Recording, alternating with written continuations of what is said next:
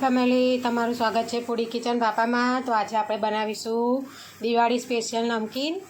તો તેના માટે મેં આ રીતે મેંદો લીધો છે, થોડો ઘઉંનો લોટ લીધો છે, રવો ઝીણો લીધો છે, અજમો, જીરું, સંચર, સ્વાદ પ્રમાણે મીઠું લીધું છે, તેલની જરૂર પડશે આપણે, અને લોટ બાંધવા માટે પાણી જરૂર પડશે। તો સૌથી પહેલાં આપણે એક વાસણમાં લોટ લઈ લઈશું। જે પાણી લીધું છે તે આ રીતે થોડું હસેકું ગરમ કરી લઈશું લોટ બાંધવા માટે।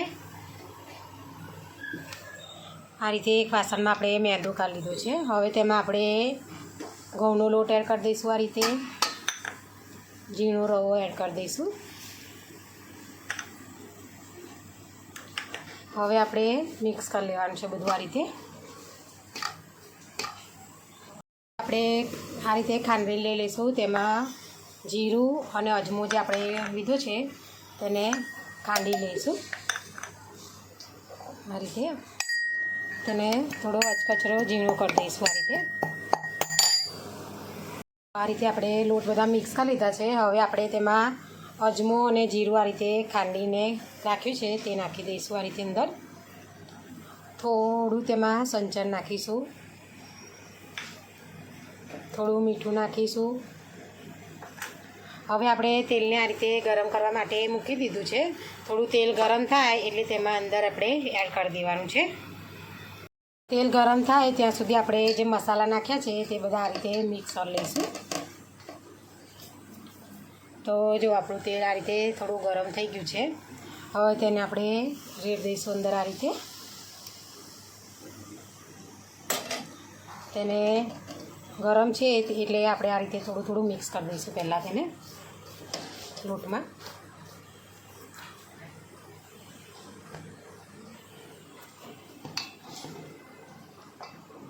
તો લોટ આપણો મિક્સ કરી દીધો છે। આ રીતે ચેક કરી લેવાનું, મોવણ આપણું કમ્પ્લીટ છે લોટમાં।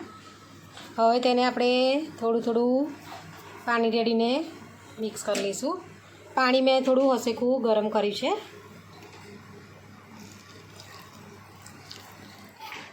આ રીતે હવે તેને કઠણ લોટ બાંધી લેવાનો છે આપણે, થોડું થોડું પાણી મિક્સ કરતા જઈશું।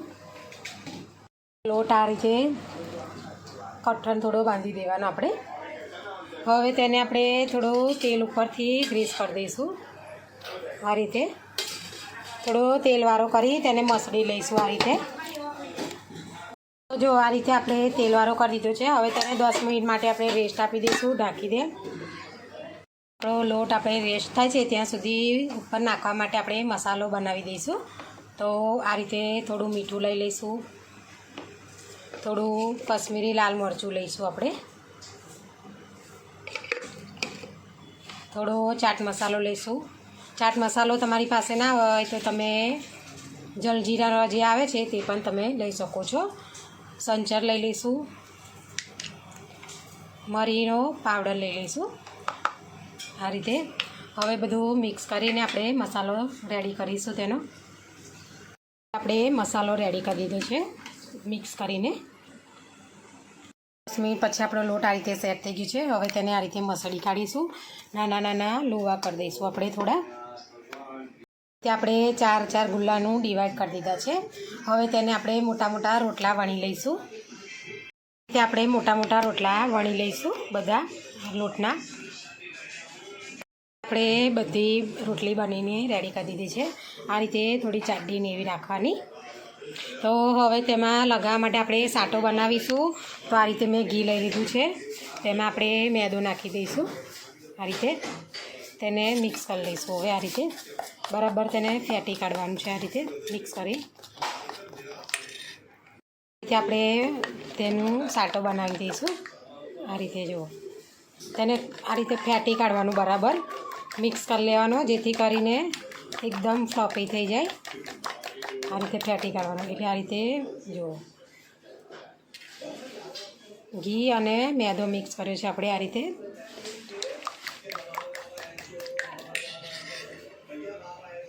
આપણે એક રોટલી લઈ લેવાની, તેના પર જે આપણે સાટો જે બનાવ્યો છે તેને મિક્સ કરી આ રીતે લગાવી દેવાનો છે ઉપર આ રીતે। તેવી રીતે આપણે 4 રોટલી લઈ લેવાની. આ રીતે તેને ઉપરથી આ રીતે ફરી મૂકી દઈશું ઉપર. તેની ઉપર ફરી સાટો લગાવી દઈશું આ રીતે. તેવી રીતે આપણે 4 લેયર કરી દઈશું તેના. રીતે આપણે બધા સાટા લગાવી દીધું છે રોટલી પર. હવે તેને આ રીતે વેલણની મદદથી આ રીતે થોડી દબાવી પ્રેસ કરીને દબાવી લઈશું. વણી લેવાની છે આ રીતે, મતલબ જો આ રીતે, જો આ રીતે વણીને આપણે રેડી કરી દીધું છે. હવે તેને આ રીતે મારી પાસે જે મોડ છે તેનાથી આ રીતે આપણે કિનારી પરથી આ રીતે એ કરી લઈશું. સાઈડમાં તોડી લઈશું પહેલાં એકવાર ખૂબ. તેને આ રીતે આપણે બનાવી લઈશું બધા કાજુ ટાઈપ.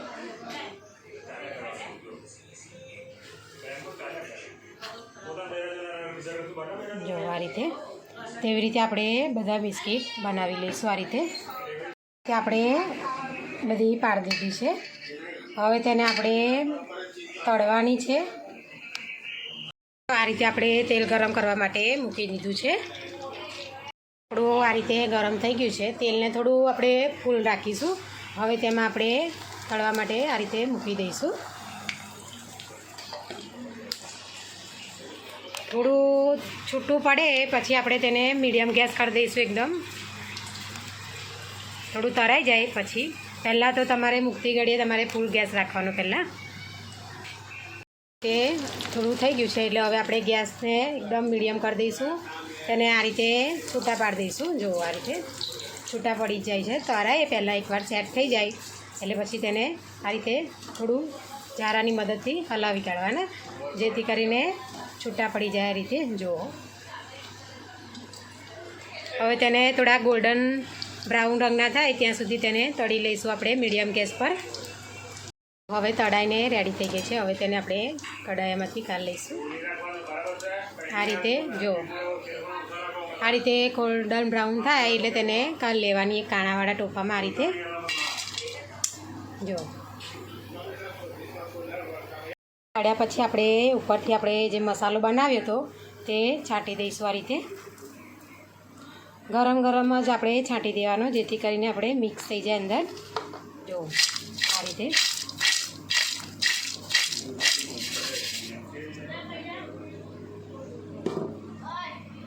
તો તે રીતે હવે આપણે બધા જે બનાવ્યા છે આ શક્કરપારા તે તળી લઈશું.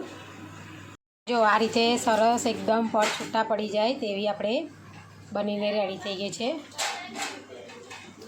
તમે પણ દિવાળીમાં ઘરે બનાવી શકો છો આ નમકીન.